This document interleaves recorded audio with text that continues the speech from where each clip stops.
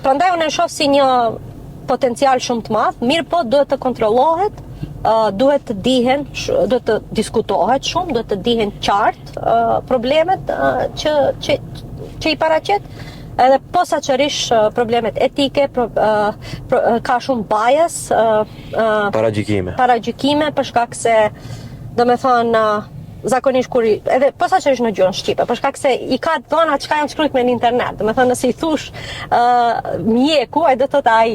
E parashikon mjekun si ai, ose pilot. Si mashkull, po.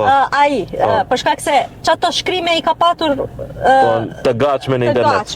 Domethënë në aspektin e gjinisë ka shumë probleme me paragjykime, në aspektin e racës. Se komendoj që. Po, në aspektin e racës ka shumë probleme për shkak se përdoret AI-ja për surveillance, për domethënë si video, dhe ka ndodhur ku domethënë natën një person me lëkurë më të errët nuk e shef apo nuk mund ta detekton racizëm.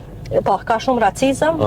Domethënë çato gjëra është faktikisht reflektim i gjërave që i kemi në shoqëri, një reflektim shumë ndoshta edhe pyetje janë bërë për racizëm, për ka dhe mënyrën se si ne i qasim OpenAI, mendoj se është e gabuar.